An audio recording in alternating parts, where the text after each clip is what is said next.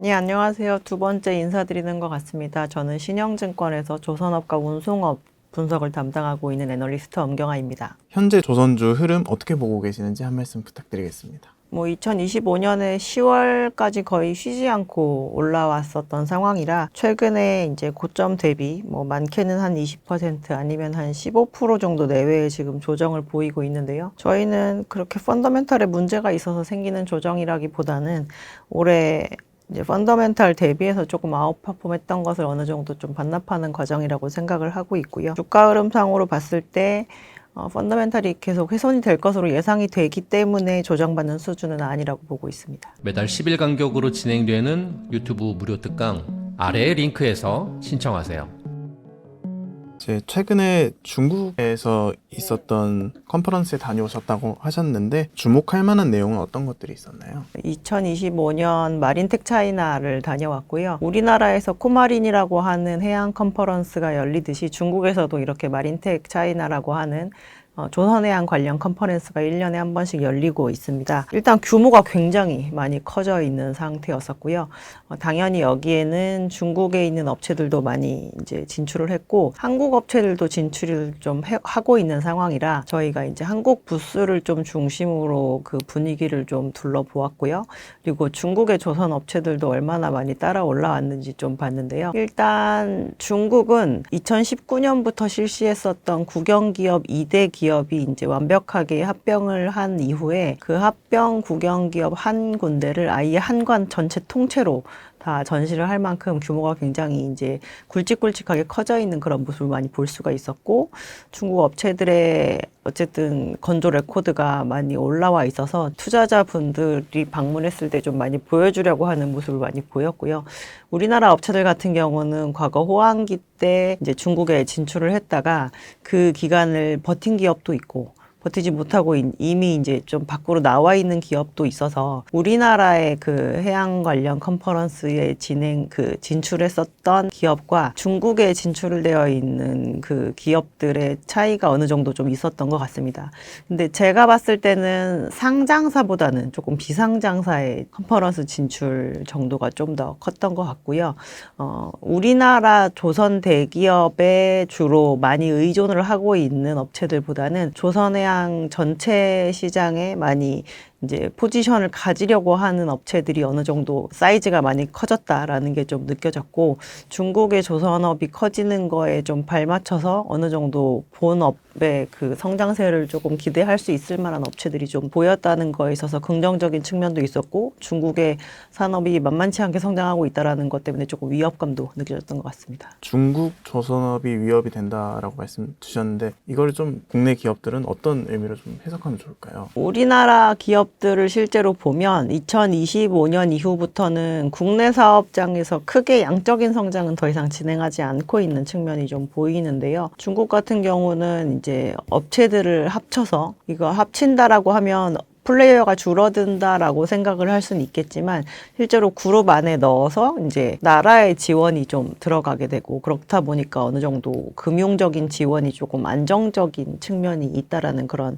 이점이 있고요. 그리고 중국 같은 경우는 이제 지금부터도 조금 더 건조량이 더 크게 증가하는 그러한 전망이 일단은 되어 있는 상황인데 우리나라는 제가 아까 말씀드렸지만 양적인 증가는 조금 안 하고 있는 업체들도 있다라고 말씀을 드렸으니까 국내에 있는 조선 업체들에게 무언가 납품하는 기자재 업체들이 있다라고 한다면 더 이상 많은 수량을 납품하지 못하는 측면이 있는데 그거에 대한 성장성을 우리나라 조선소 밖에서 찾아야지 추가적인 성장이 가능한 측면이 있을 수 있는 거거든요. 그래서 국내 기자재 업체들 중에서 이제 포지션이 다 다양하긴 하지만 해외 쪽으로 일찍이 조금 발을 뻗어서 나갔고 지금 어느 정도 안정권에 있는 업체와 그렇지 않고 이제 국내 시장만을 아우르고 있는 업체들 사이에 2028년 정도를 기점으로 해서 조금 차이가 많이 벌어지지 않을까라는 생각을 좀 해볼 수 있었습니다. 10월 말 이후 이제 실적 발표를 하고 실적에 대한 이제 리뷰를 분명히 진행을 하면서 돌았을 건데요. 이번 실적 발표에서 조금 특이할 만한 조선 업체들의 공통적인 코멘트는 뭐였냐면 25년 이후에 사실 기존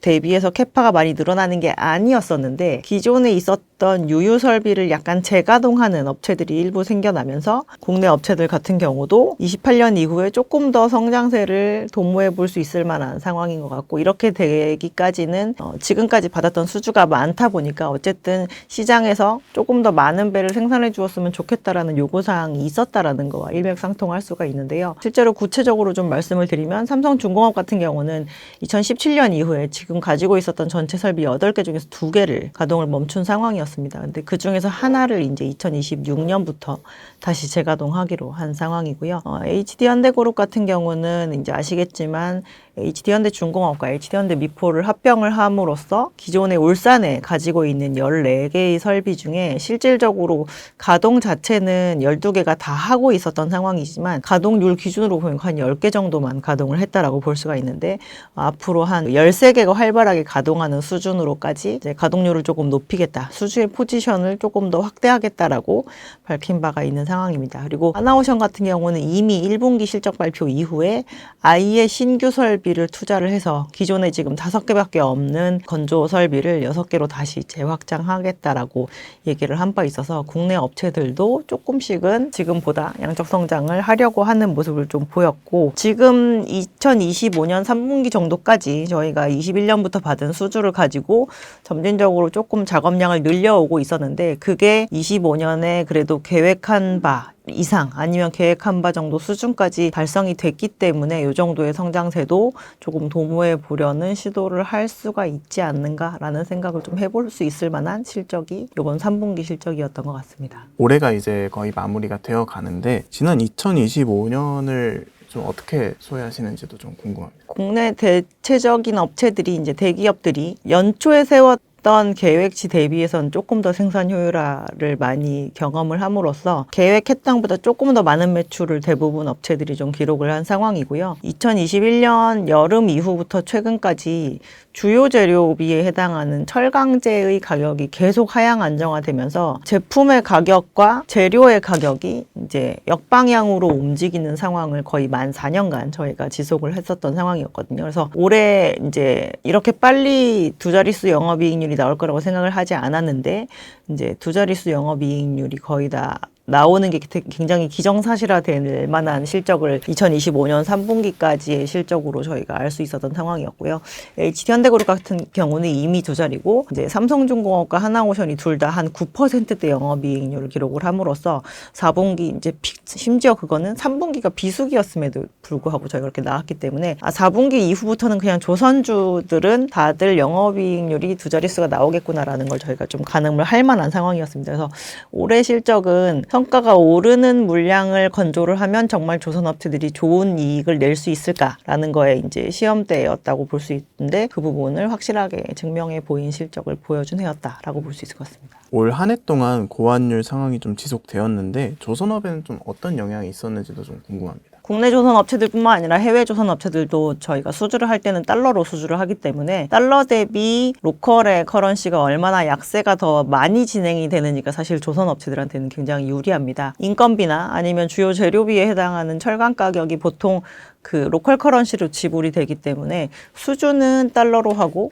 이제 지불되는 것 중에 많은 부분은 로컬에서 지불이 되는 측면이 있어서 저희가 이익률에도 완전히 크게 영향을 주는 측면이 있는데요. 조선업체들 같은 경우 작년 상반기에는 아마 계획환율이 1,200원대였었을 것이고, 올해 2025년 같은 경우는 계획환율이 대체적으로 1,300원대 정도 수준이었는데, 그것도 이제 후반도 아니고 아마 초반, 초중반 정도였을 텐데, 그거를 훨씬 상회하는 환율을 지금 기록을 하고 있어서 사실 예상했던 것보다 조금 더 환율적인 이점을 보고 있는 상황이고요. 1,350원대 이상으로 가면서 기존에 원래 세웠던 해지 전략보다 조금 더 해지 비율을 높이고 있는 것으로 파악이 되고 있습니다. 그래서 2026년에 만약에 지금 대비해서 환율이 조금 급락한다라고 하더라도 현재 25년부터 26년 상반기 정도까지 수주하는 거에 대한 그 환율 변동의 피해는 크지 않을 것으로 보고 있는 상황이지만, 어쨌든 올해는 보너스로 작용을 했기 때문에 내년에는 이게 하락을 조금 빠른 시간 내에 한다라고 한다면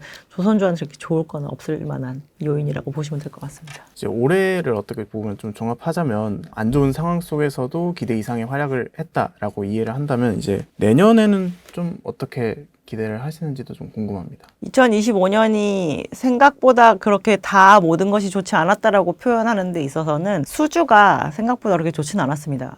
글로벌 시장이 전년 대비해서 수주가 지금 한 45, 46% 정도 감소해 있는 상황이고, 물론 그 부분에 있어서의 감소폭이 중국이 훨씬 더 크긴 했지만 어쨌든 절대적인 수주가 크진 않았었던 해였고, 연중으로 계속 선가가 저희가 하락을 했거든요. 물론 원달러 환율이 오르는 바람에 사실 원화 기준 선가 기준으로는 조금 더 하락세가 일어나지 않았다라고 표현을 할 수는 있긴 하겠지만, 그래서 수주와 실적이 둘 다 봐야 되는 섹터인데 실적은 좋고 수주는 별로 안 좋았던 해였음에도 불구하고 사실 둘 다 좋을 때보다도 오히려 주가 퍼포먼스가 훨씬 더 좋았던 상황이라고 볼 수가 있습니다. 내년에도 이 밸류에이션과 이 퍼포먼스를 저희가 유지를 하려면 내년에는 실적도 좋고 수주도 좋은 상황이 이어져야 되는데요. 26년에는 25년보다 수주 측면에 있어서 저희가 더 안 좋아질 상황은 상대적으로 좀 없다라고 보고 있는 상황이고요. 실적은 2027년까지 실적이 전 시기 대비 나빠지는 거를 보실 만한 일은, 급격하게 갑자기 이 산업재해 시황이 좋아져서 재료 가격이 급등을 하는 상황에 직면하지 않는 이상은 아마 크게 보실 일이 없을 거기 때문에 실적은 담보로 잡아놓고 수주가 좋냐 안 좋냐라고 봤을 때 수주도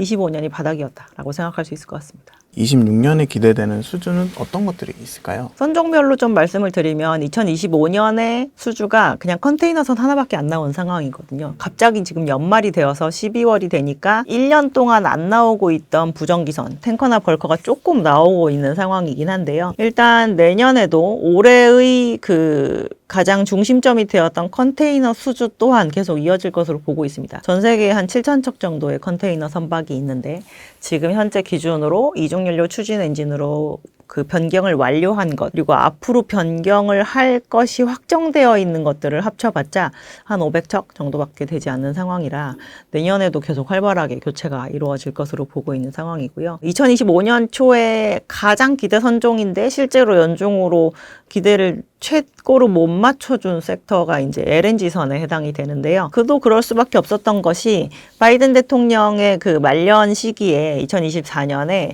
미국이 LNG를 수출하는 프로젝트에 대해서 신규 승인을 거의 1년 동안 내주지 않은 상황이었습니다. 그래서 그때 내어주지 않았던 승인으로 인해서 2025년에 신규 발주 수요가 조금 없었다라고 볼 수가 있고요.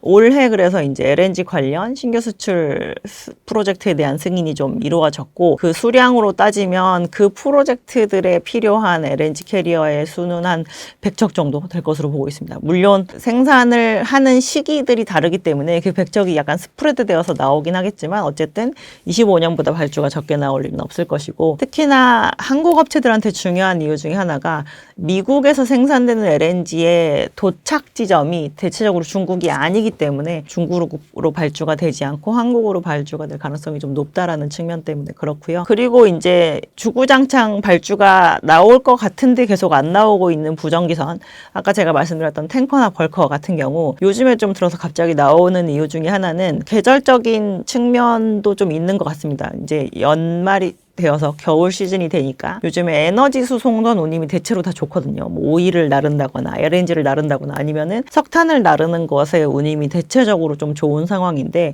그래서 해운이 좋아서 조선 쪽으로 발주가 나오는 그런 측면으로 이어지는 발주가 나오는데, 이들은 사실 시장 자체가 굉장히 성장하는 성장 추이는 아니지만 교체가 나오는 것만으로도 시장을 굉장히 많은 포지션을 차지하는 그런 측면이 있어서 내년에 그 부분이 더해진다라고 한다면 뭐 플러스 알파로 볼 수 있을 것 같고, 안 나온다라고 한다고 해도 이제 25년 대비 LNG가 좀 추가되는, 그리고 이제 우리가 다 같이 기대를 하는 부분이죠. 특수선이 이제 어떤 식으로 시장에서 국제 발주가 나올 것인가에 대한 기대치가 있는데, 그 부분을 좀 구체화하는 과정까지 더해진다라고 한다면 26년 발주가 조금 가뭄이다라고 생각할 만한 측면은 별로 없을 것 같습니다. 일반적으로 우리나라가 가진 강점은 고부가 가치 선박들이 있고 중국은 좀 싸고 양 많이 만들 수 있는 그런 쪽에 강점이 있다 이렇게 이해를 하고 있는데, 지금 말씀 주신 선박들의 중국과 우리나라를 좀 비교하자면 어떤 경쟁력이 있는지도 한 말씀 해주시면 좋을 것 같습니다. 효율을 잘 맞추는 게 일단 제일 큰 것 같고요. 지금도 가격 경쟁력은 중국이 확실히 있습니다. 거의 모든 선종에 대해서 한 15%에서 많게는 20%까지 싼 가격을 제시를 하기 때문에 시장이 원래대로의 패턴대로 배를 싸게 투자하는 것이 가장 나중에 그 배의 라이프 사이클 내내 쓴다고 하더라도 돈이 적게 들 거라는 그 시장의 패턴이 유지가 된다라고 한다면 사실 지금에서 우리나라가 중국을 이기기는 저희는 어렵다라고 생각을 하고 있습니다. 근데 배를 받아서 실제로 써보니 이제 효율이 어느 정도 좀 좋은 측면이 있기 때문에 내가 캐펙스를 많이 한다고 하더라도 나중에 오펙스를 줄이기 위한 그런 측면에서 한국에다가 발주하는 게 가장 클 것 같고요. 근데 좀 그러한 측면도 있을 것 같습니다. 어쨌든 저희가 선박은 내가 원하는 좀 빠른 시기에 인도를 해서 그거를 더 빨리 굴려서 내가 이걸 가지고 운임 수입을 얼마나 빨리 창출하느냐가 좀 관건인데 24년에 중국이 실제로 수주를 굉장히 많이 했거든요. 그래서 오히려 더 길게 지금 잔고가 쌓여 있는 쪽은 중국이 더 많이 쌓여 있는 측면이 있기 때문에 28년을 타겟으로 하는 인도를 발주를 해서 선박을 좀 받고 싶다라고 하는 측면이 있다라고 한다면 거기에서는 오히려 한국 업체들이 조금 경쟁력을 가질 만한 부분이 있는 것 같습니다. 특수선 발주 관련해서도 좀 여쭤보고 싶습니다. 핵잠수함을 만드는데 10년이 걸린다고 하는데 앞으로의 전망은 좀 어떻게 보고 계신가요? 실제로 우리나라에서도 신규 특수선 관련 프로젝트가 개념 설계부터 시작을 해서 기본 설계에 들어가고 이게 이제 본 설계로 들어가서 다시 제대로 나올 때까지 10년 시간이 걸리는 거는 충분히 있을 만한 일에 해당이 되고요.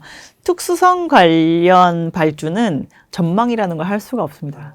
언제 예산이 책정이 되고 이게 어느 정도에서 어떠한 방식으로 이제 입찰이 진행이 될 거냐 이것이 관건이고, 다만 지금 한국에 있는 국내 업체들이 한국의 특수선을 건조를 할 만한 그 역량들과 캐파가 여유가 있는 상황이기 때문에 뭐 진행이 된다라고 해서 지금 다른 거 하느라고 이거 하기 굉장히 어렵다거나 뭐 이럴 일은 없을 거다라고 보셔도 될 것 같습니다. 이제 다음으로 좀 주목하고 있는 게 최근에 있었던 핵추진 잠수함 건조를 미국에서 하냐 한국에서 하냐 이걸로 좀 말이 많은데, 건조 장소는 좀 어디가 될 것으로 보시나요? 당연히 한국이죠. 한국 거잖아요. 그거는 그게 연료 체계를 허용을 해주냐 안 해주냐가 미국이 관여가 되었던 것이지, 그걸 사용할 사용자가 한국인데 그걸 미국에서 건조한다는 건 말이 안 됩니다. 지들 것도 지금 제때 못 해가지고 밖으로 나오려고 하고 있는데요. 이런 건조할 수 있는 인프라가 준비되어 있는지도 좀 궁금하긴 합니다. 미국에서 뭐 핵항공모함이나 아니면 핵추진 잠수함 같은 거를 주로 건조를 하는 이제 야드가 헌팅턴 잉걸스라고 하는 데와 그리고 제너럴 다이나믹스라고 하는 데에 각각 2개의 야드가 있습니다. 그래서 이들 4개가 미국에서 필요로 하는 약간 중대형 전함, 군함 항공모함을 주로 전담해서 만들고 있는데요. 이들 또한 계속 건조 속도가 늦어지고 있는 게 굉장히 문제가 되고 있어서 지금 남의 나라 전함을 만들어주고 있을 때는 아닐 거라고 보고 있고요. 그리고 그 밑에 단계에 해당하는 뭐 군수 지원함이나 아니면 조금 작은 형태의 군함 전함을 만드는 야드들은 보통 민간 형태를 띠고 있는 미국에 있는 조선소에 해당이 되는데요. 굉장히 옛날에 조성된 그대로를 유지를 하고 있고 추가적인 투자를 좀 진행을 하지 않은 지가 굉장히 오래되어서 지금 국내에서 필요로 하고 있는 뭐 최신 군함이나 전함을 만들어낼 수 있는 역량을 갖춘 업체는 그닥 보이지 않는 상황입니다. 미국 입장에서도 그 인프라를 다시 만드는 것보다는 믿을 만한 해외 나라와 협력을 하는 게 더 낫다고 판단하고 있는 걸까요? 그거를 지금 수십 년째 이제 내부에서 해결을 해보려는 노력을 했지만 결국 그게 안 돼서 이제 거의 한 30년 만에 이건 완전히 안 되겠다 싶어가지고 이제 밖으로 나오는 부분이기 때문에 미국도 그게 안 되기 때문에 지난번에 이제 팩트시트에서도 발표를 했지만 한국에서 만든다라고 명확히 한 부분이 있잖아요. 그거는 지금 당장 미국에서 할 수 없는 부분을 그 미국이나 한국이나 충분히 인지했기 때문입니다. 다음으로 좀 기대하고 있는 게 미 해군의 군함 수주를 좀 기대를 하고 있는데, 군함 수주의 가능성은 어떻게 보고 계신가요? 저희는 신조로까지 충분히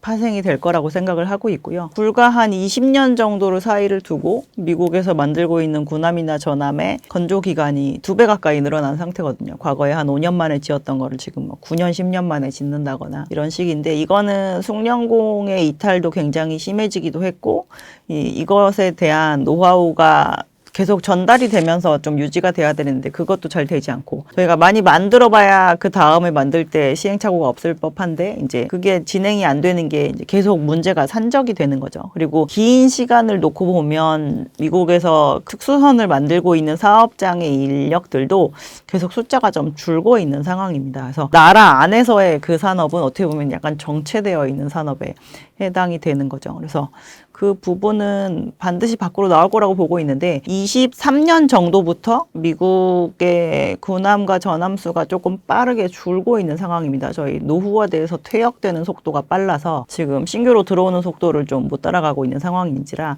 이 부분이 늘어지게 된다라고 한다면 어차피 한국은 그 부분을 지금까지 건조하고 있었던 상황은 아니었었기 때문에 크게 문제는 없겠지만, 미국이 오히려 내부적으로 좀 문제가 생길 거라고 보기 때문에 저희는 구체화되는 시점이 좀 많이 임박했다라고 보고 있습니다. 그 규모는 어느 정도로 보시나요? 미국이 예산으로 잡아놓은 것이 이제 지금 현재 한 380척 정도 되는 군함 및 군수 지원함을 모두 포함한 숫자가 궁극적으로는 지금 200척대 후반이고, 이게 이제 300척대 후반까지 유지가 돼야 된다라는 게 이제 군사 관계자들의 제안이거든요. 그 정도 선이 되는 게 좋다. 근데 지금 아까 또 말씀드렸지만 빠져나가고 있는 게 많으니까 290에서 390이 되려고 100척만 발주를 하는 게 아니라 거의 350척 이상을 발주를 해야 나중에 유지가 되는 선이 이제 300척대 후반이 될 수 있을 거다라고 얘기를 하고 있거든요. 그래서 30년간 예산으로 연 평균 400억 달러 정도를 얘기를 하고 있고요.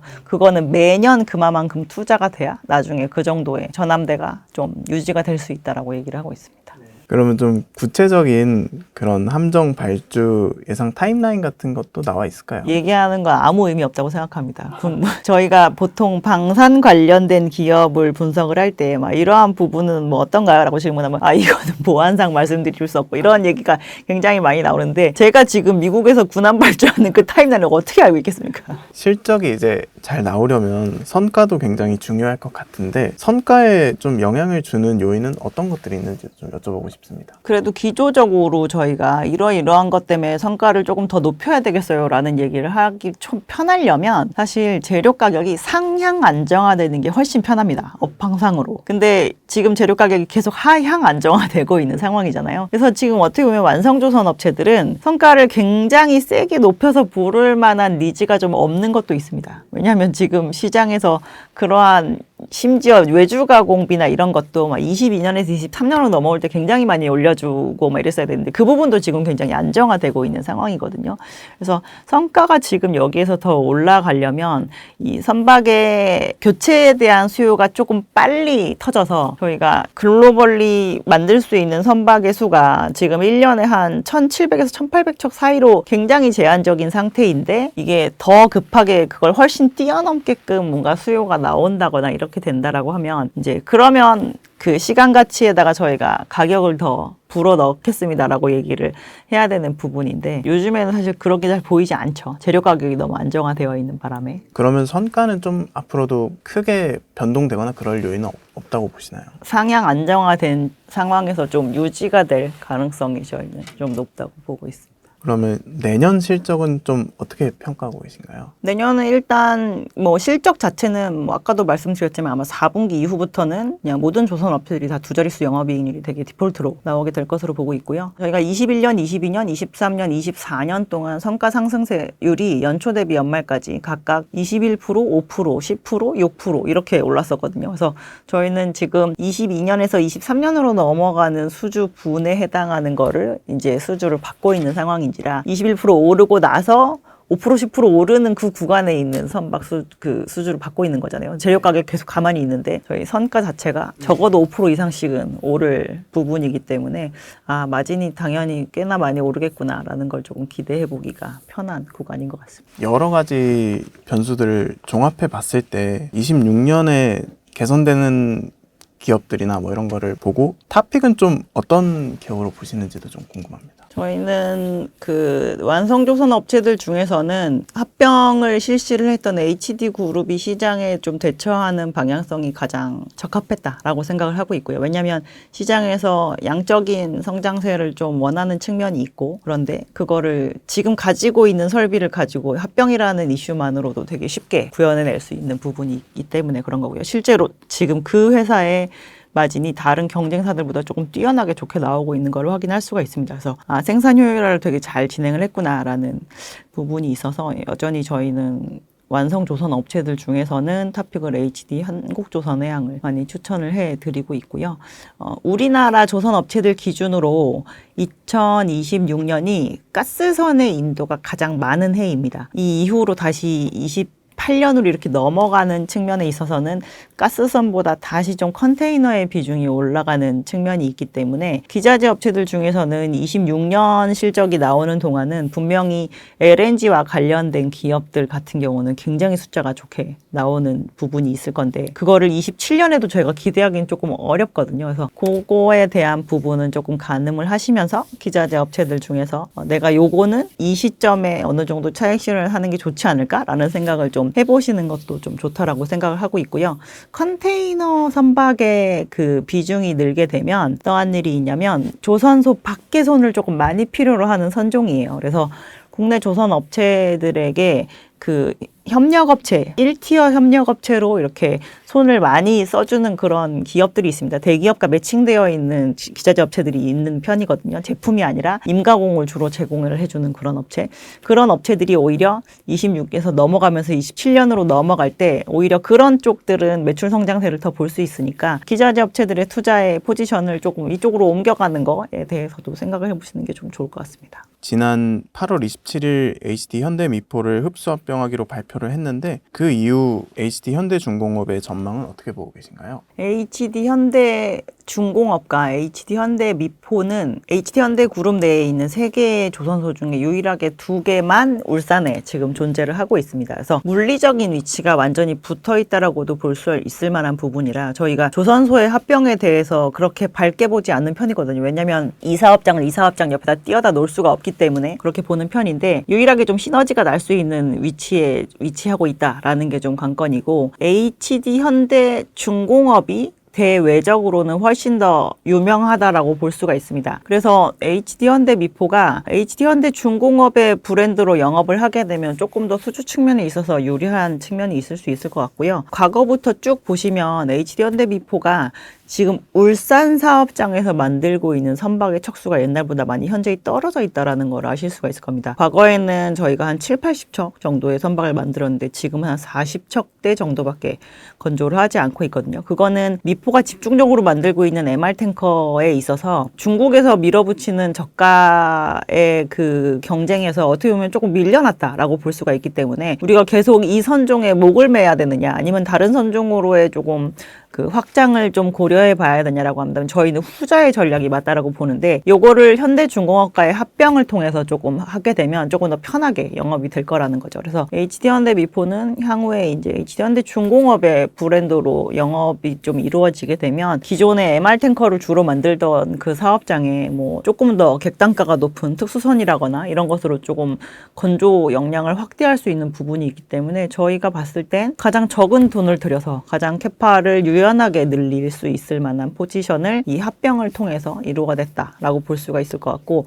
그거에 대한 부분이 정말 실행이 될 거냐라는 거를 파악하기 위해서는 2026년에 28년 인도부엔에 대한 수주를 어떤 식으로 채워가는지를 조금 지켜보시면서 판단을 하시는 게 좀 필요하다라고 보고 있습니다. 흡수합병된 현대미포는 11월 27일부로 거래가 정지됐고 통합 HD 현대중공업 주식은 12월 15일부터 거래 예정이라고 합니다. 주가는 좀 어떻게 될 것으로 보시나요? 수주를 좀 보셔야 된다라고 말씀을 드린 게 그 수주를 통해서 저희가 미래에 이 HD 현대그룹이 그리고 있는 그림대로 가냐 안 가냐의 문제에 해당이 되거든요. 그래서 저희는 수주의 실행 정도에 따라서 2026년에니까 좀 지켜봐야 되겠죠. 지금 당장 저희가 합병한다고 짜잔하고 좋아지는 건 아니라고 보고 있고요. 내년에 수주를 하는 그 방향성이나 볼륨에 따라서 저희는 주가 상승 여력은 충분히 많다라고 보고 있습니다. 마스가 프로젝트를 HD 현대그룹이 좀 주도할 것이다 이런 이야기도 많은데 마스가 프로젝트에 대한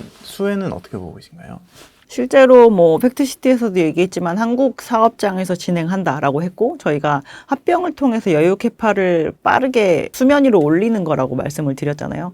마스가 프로젝트를 진행을 하려면 실제로 이거를 진행을 할 수 있을 만한 캐파와 역량이 되느냐가 좀 관건인데 그 부분에 있어서 가장 그 여유가 많은 상태다라고 생각을 하고 있고요. 지금 현재 HD 현대중공업이 그 꺼놓은 야드인 4번과 5번 도크는 특히나 중공업 일반적인 상선보다 조금 작은 사이즈를 건조하는 사업장입니다. 근데 그 사업장들은 어떻게 보면 특수선을 건조하는 데 있어서는 조금 더 유리한 사업장이라고 볼 수가 있는 부분이라 그 부분에 있어서도 국내에 있는 유유된 설비를 활용함으로써 미국에서 들어오는 수주를 좀 소화하기에 굉장히 용이한 상태를 이미 갖추고 있다라고 볼 수 있을 것 같습니다. 이제 다음으로는 삼성중공업 여쭤보고 싶습니다. 삼성중공업 전망은 어떻게 보고 계신가요? 삼성중공업을 저희가 이렇게 20년 동안 지켜보면 투자하시는 분들 굉장히 속이 터지실 텐데 근데 잘 보시면 어떠한 구간에서도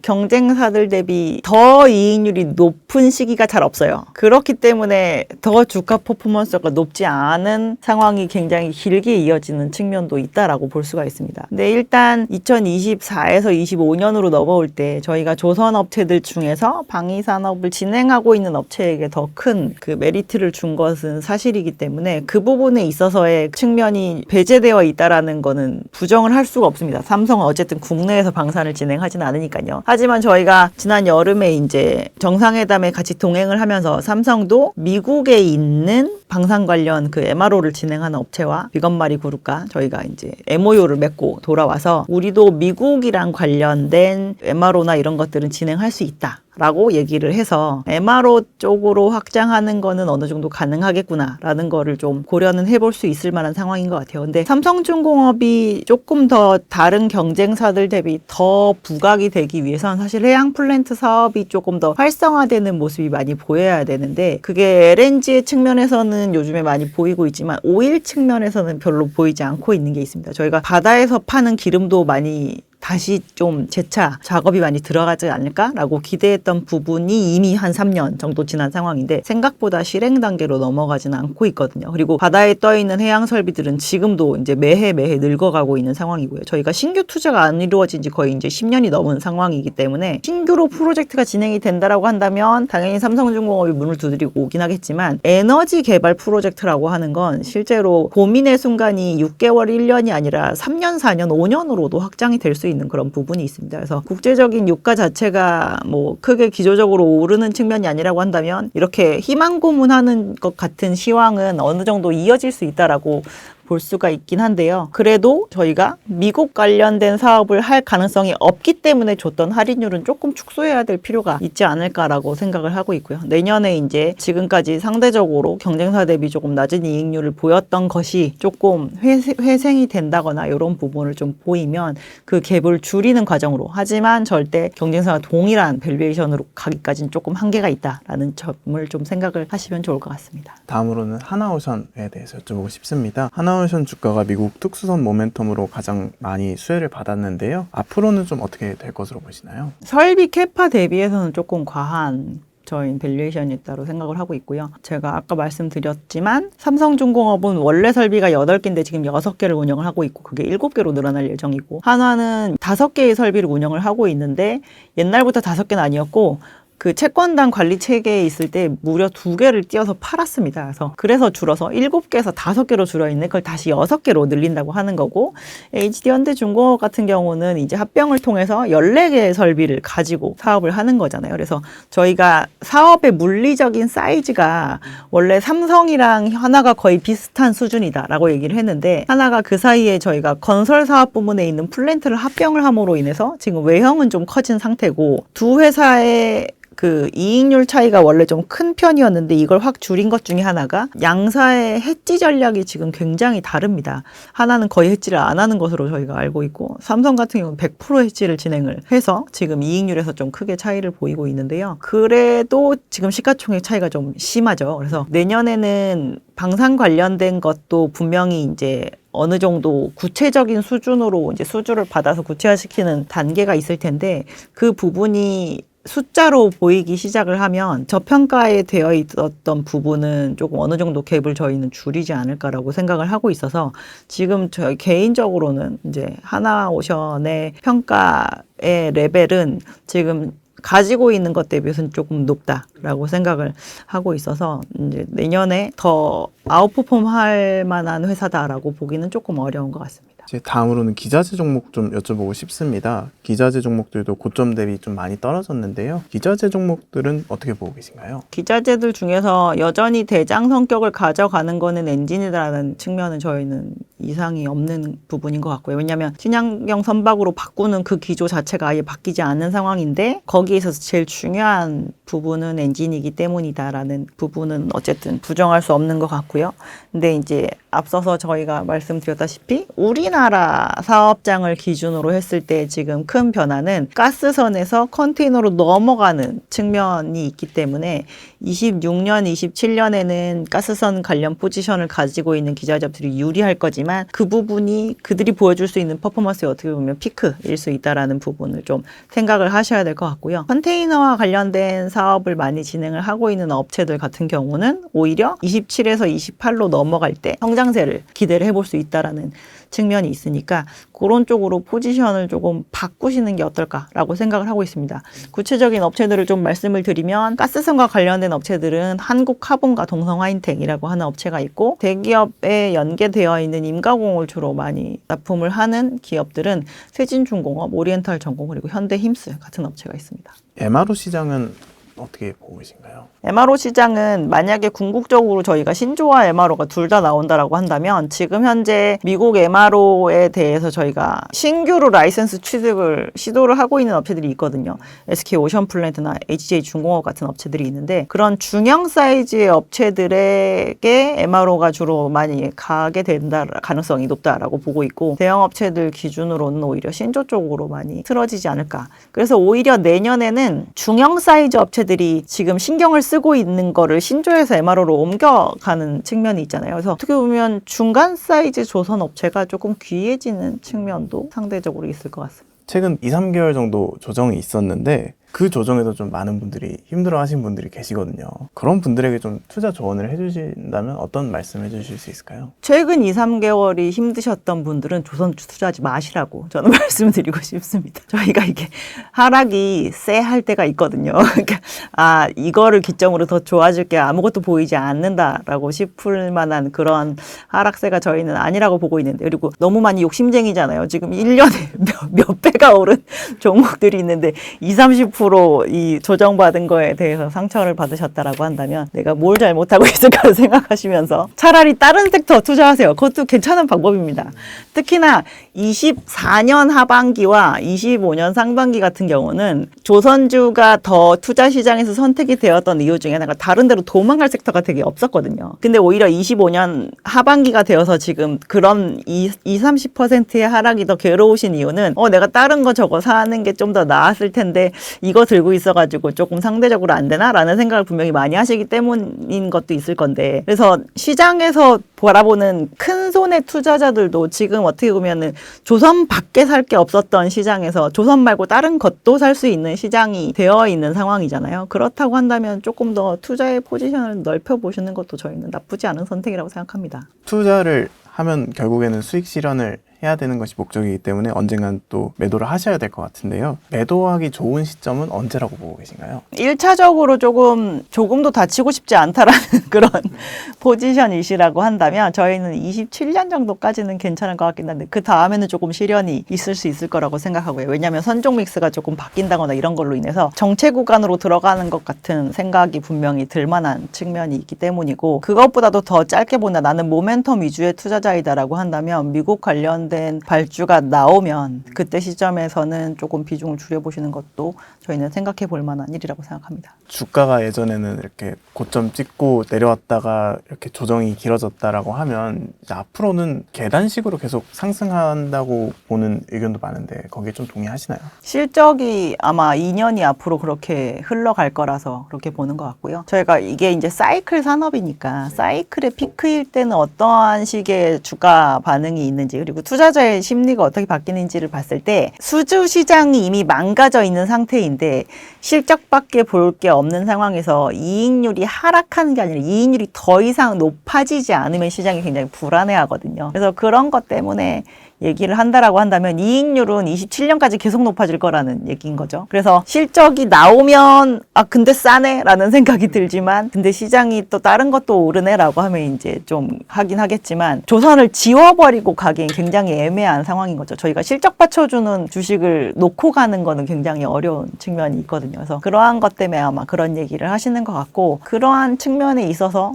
이제 실적이 옛날에는 정말 반짝 좋고 내려앉았었는데 왜냐하면 저희가 수주 시장이 이제 꼭지를 찍고 되게 급하게 추락을 했었으니까요. 근데 지금은 그렇지 않은 상황이라 저희가 실적 시즌만 되면 생각나는 섹터가 되지 않을까라고 생각하고 있습니다.